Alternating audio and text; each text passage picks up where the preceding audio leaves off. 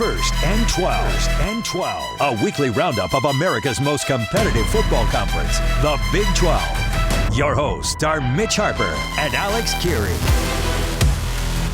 Welcome on into First and 12 this Saturday.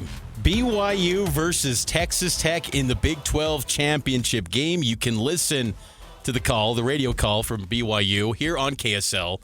10 a.m. kickoff. Pregame begins at 8. We'll have a special Friday night edition of Cougar Sports Saturday from Arlington live, 7 to 9 p.m. Myself and Kyle Ireland will get you ready for the Cougs and the Red Raiders from Arlington. But this is a rematch of a game that Texas Tech pretty much took care of business the last time around, 29-7 in Lubbock. It was a dominating win in favor of the Red Raiders. BYU's defense showed up in that game in stretches, but ultimately faded down the stretch, couldn't carry the woes of BYU's offense and special teams, and ultimately Texas Tech rolled to an easy and comfortable win, as they've done against everyone this season. Your thoughts on this big matchup, the fan enhancements, the AT&T Stadium, all the mystique, the aura, the pageantry of the Edward Jones Big 12 Championship. I just opened an Edward Jones account. That's where I'm at. We're cutting a promo. We're cutting a promo for the game. You can have my 401k, Edward Jones. Thank you so much for your participation. It's just a shame we're not going to have the halftime Dr. Pepper the toss. We're not going to have that where someone's pushing the football and not actually throwing it. And it's like turned into like a weird carnival game where they're just like, and then they go, anyway, you get $170,000 for your. You're like, geez, how much? My heavens.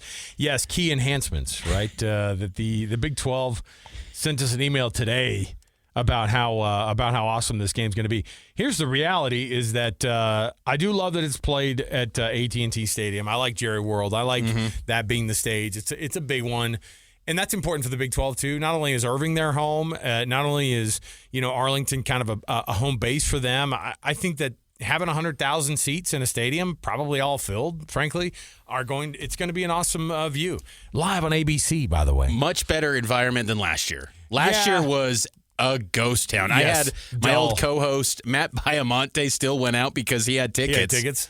And I think Riley Nelson went out too, former BYU quarterback. It was a ghost town. No one was there. ASU and Iowa State didn't show up. Texas Tech's absolutely going to show up. BYU will show up, but in much smaller numbers, I would expect. Yeah, and I think that should be expected. The good news is too, I mean, both teams last year relatively same colors too, so you had like this maroon and gold kind of going on in the stadium, and. This will be a nice contrast, red and blue. Yeah, and Coach McGuire said that it's going to be a lot of black and red and white and then there's going to be a lot of blue, and I think that's he. You know what? To his credit, and Kalani's the same kind of guy who thinks of other programs like more than just for the 2 seconds. We know coaches that go, they got a nice program out there anyway, and then they move on. They're mature. Yeah. Jeez, Lance Leipold. Like, we'll see you in another conference. No, but there are coaches like Joey McGuire who genuinely are like, that team is important to this conference. Yeah. And if the conference is going, then we're important. Texas Tech gets propped up if they are able to have big programs that they're playing against. And then they beat the crud out of them on a big stage. Awesome. They can do that. It's part of the reason that people look at Texas Tech and they go, well, if they lose that game, I think they can still maybe get in. You know why? It's an intriguing. It's a team with big names on it. You wonder what the offense is going to look like. I fail to look at this game and see what BYU could do that would change the outcome of this one. Baron Morton was like limping around in that game, and he still beat him up. You know what I mean? And one of his worst games this year. Yes, and they still put it on him, and they probably took the foot off the gas a little bit. The thing is that defense is nothing to mess with. BYU, luckily, is also one of the better defenses in this conference. If not, are they number 2 overall defense? At least the scoring defense. They're right there. Texas Tech is on a different level on the defensive side of the football, which in a game like this and in a conference like this, that makes a huge difference. And from an offensive standpoint, I don't know if BYU's dynamic enough with Bear Bachmeier and with I love that BYU is going to be getting Chase Roberts back. I love that they've been incorporating Parker Kingston into that passing game a lot more. But you need your biggest names to show up. You can't have drop balls by JoJo Phillips anymore. You've got to have Carson Ryan. They know they're going to be keying on that tight end.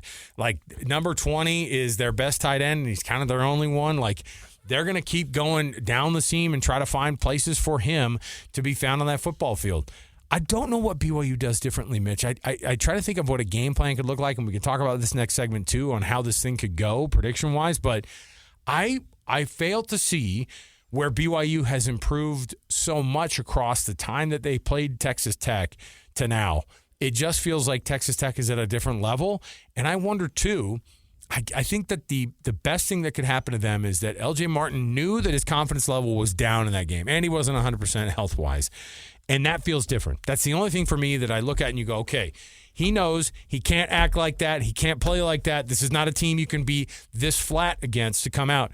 If the number one running back in the conference shows up and plays that way and gets Texas Tech feeling a little bit off kilter, then maybe you've got a little bit of a game there. But it's hard to see this offense getting dynamic enough to mix things up so much on Texas Tech. I just see Texas Tech with so many advantages in this game. I agree. And think about this, too. Texas Tech has only allowed 100 points in 9 conference games this year.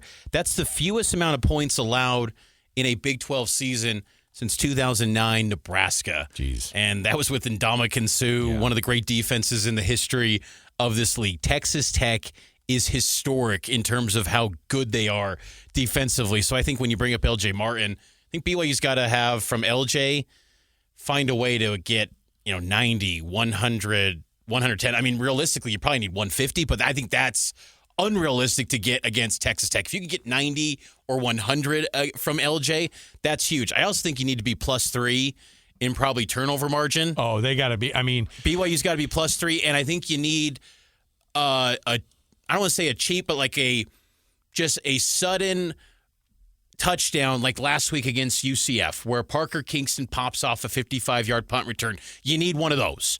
You can't have the muff punt as he did last time in Lubbock. You got to have, throw up if you need to. We know Parker always throws up. Throw up if you need to and take one to the house because BYU needs an easy touchdown or two because this might be a game, Alex, where first one to 20 maybe wins. Yeah. Because Texas Tech's allowing 11 points in conference. BYU, and you brought this up earlier, second in total and points allowed, 21.9 in league play. So maybe first one to 20 wins this thing. Yeah, and I think that Texas Tech, like they're built for. And this isn't to say that BYU's not. I don't want to make these comments like, BYU's going to show up and they're just not ready. Well, I think it's just a case of Texas Tech is probably good enough to win it all. Yeah, and that's at the very least, I think that they're going to end up in the semifinal. Yeah. And I think that I think they're kind of planning on it. And this is almost like, it's almost just something where they have to look and they go, okay, we're going at this thing, and this is going to be another notch in our cap here, and people are on a different level than us. We're on a different level from everybody else. But part of the thing that puts them on a different level than everybody else is their preparation is insane. To show up in Salt Lake the way that they did and beat up on Utah, to have BYU come in and to embarrass them like that's a crazy thing because those are the other really good teams in the conference. Those are the only, and by the way, those are some of the best defenses in the conference. Those are some of the best, dynamic talents in the conference. You've got a freshman who's having a historic season. You have an offense with Utah that is having a historic season for them, and yet they made both of those teams look silly in what we would call kind of a combined 21 wins between teams that, frankly, have better histories than Texas Tech. Let's say it like that, right? I mean, bigger brands certainly.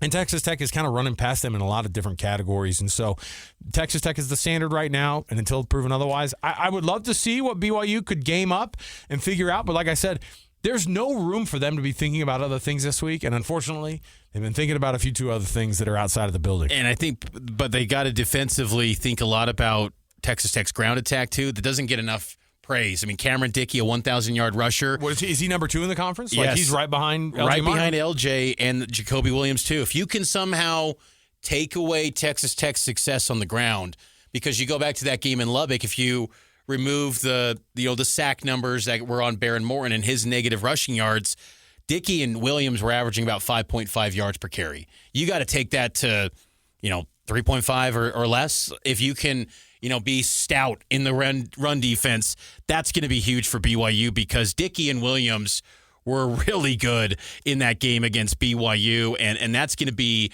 I got to think, a big area of focus. Make Baron Morton beat you. And look, he can, but I think that BYU could generate a takeaway or two maybe on him if you can eliminate their ground attack. But if they're having success on the ground, it could be another long day for BYU against the Red Raiders. Well, and what ended up happening, too, you had a pretty good stout show up of the defense early on. That was negated by that muff punt. And Parker Kingston, that was early enough in the game that it shouldn't matter, but, man, it took the entire wind out of the sails, it felt like, for the rest of the game. Not just for him personally, because it took it out of him, man. It took it, you saw him affected personally by that thing, and the rest of the team got out of sync. And Bear Bachmeier has been impressive all year long. He has not been anywhere near the level that I think you need to beat a Texas Tech team right now. And I think and that's not a knock on him.